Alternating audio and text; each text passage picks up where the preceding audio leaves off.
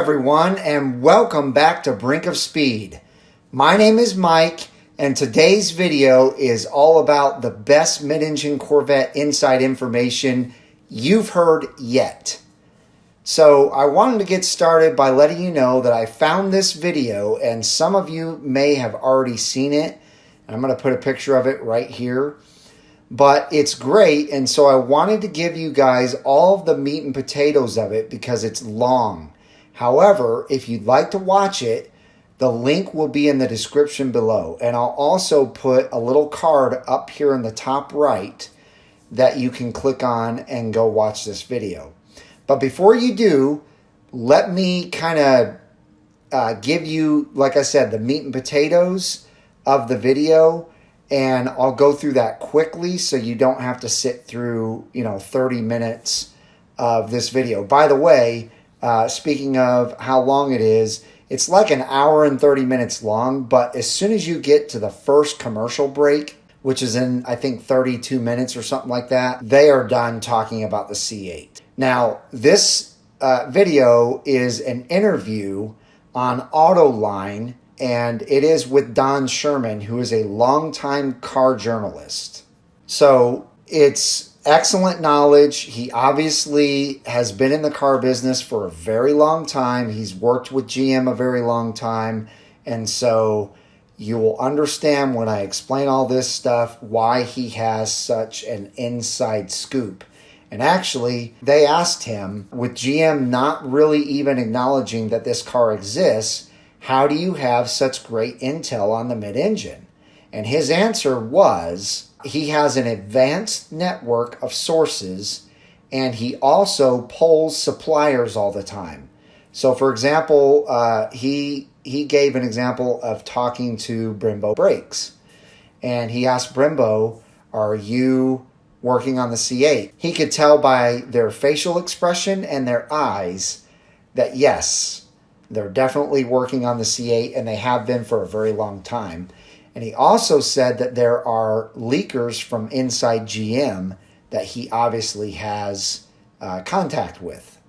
But he went on to say that there have been over 1,000 camo prototypes that have been spotted.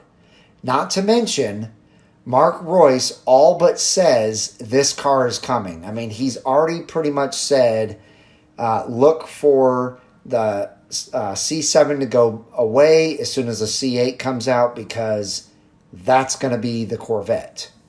Plus, we've all now seen him in the passenger side of the C8, and that picture tells us a lot. He goes on to say there have been dozens of concept cars over the years, but there is some confusion as to when this will come out and when we will get to see it. He believes it will be shown, though, later this summer.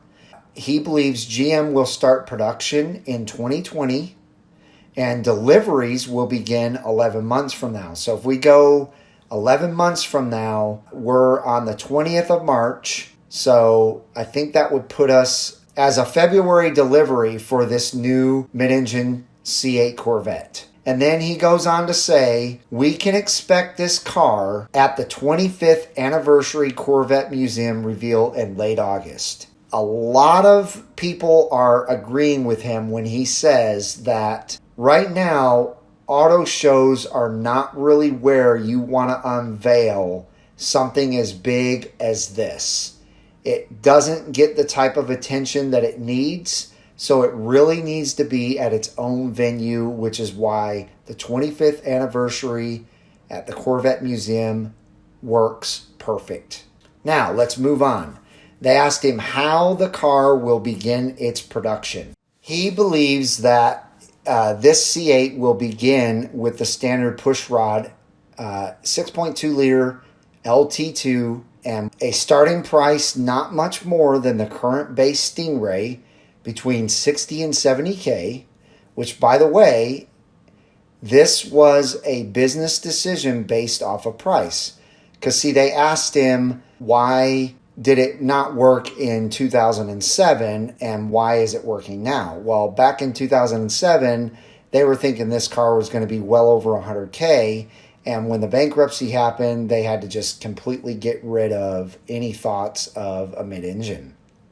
And they almost got rid of the C7. But once Mark Ruess was told that the Corvette wasn't going to cost over $100K, or the C8 Corvette, he went ahead and green-lighted it. And now we're getting what we're getting. This Corvette will obviously be the first of a series with multiple powertrains coming over the years, including the top-end model having 1,000 horsepower with hybrid technology. That's exciting. Don also compares the mid-engine Corvette to an NSX. As you know, the NSX is a hybrid. It does not have 1,000 horsepower, but it is a hybrid, and it's all-wheel drive, and it is 573 horsepower, and it's amazing. We also have heard from a few people already that when asked how many parts would be shared from the C7 to the C8, the answer was 1. He also went on to say that that doesn't mean that it's going to cost more. GM is very efficient now. They know how to do these things, and that should not raise the price at all. So continuing on, they asked him why now. Well, he said performance is at a bit of a stalemate with the engine being up front.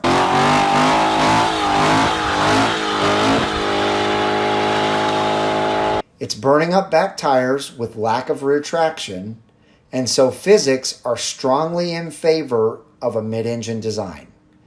This will improve launch traction,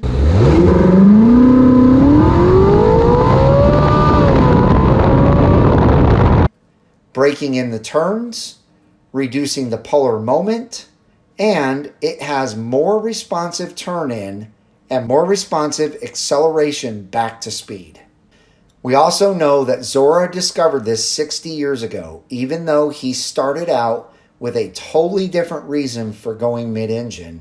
It turned out to be the obvious choice because of the physics, and they used it in race cars, and they have for a long time now.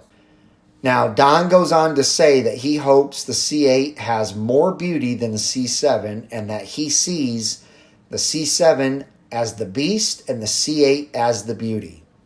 What he says next, though, really gives us all some great info and insight. He says that if the C8 isn't beautiful like he thought it was going to be, he will cancel his deposit, which, in my opinion, this tells us that he has not seen the finished product yet and probably isn't counting on this car looking exactly like the test mules, which we've all kind of talked about in the past, but it's nice to hear that reiteration from someone like Don. They also asked him, why won't there be manual transmissions? This is a problem with a lot of Corvette enthusiasts. He said, well, there are no longer any manual Ferraris, and it is much harder to make a case for a brand new car with 2 transmissions. Plus, the dual clutch really is the future. Now, they also said that there's some speculation about whether GM will keep the C7 around while the C8 is still out, and said, what are your thoughts on this? And Don said he thinks that they will overlap for a little bit just to see how well the C8 is received and how sales go. And the last question that I wanted to put out there for you guys is they asked him why there was delays in introducing this car.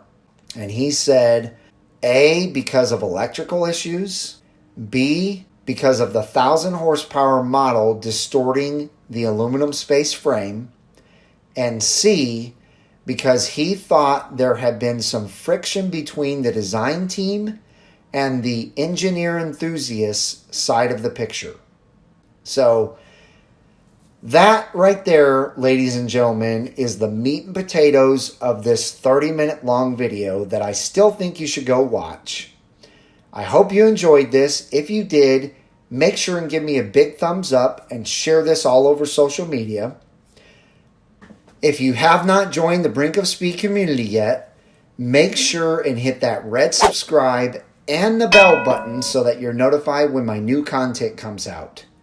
And with that being said, I hope each and every one of you has a wonderful rest of your week, and I will see you out on the road.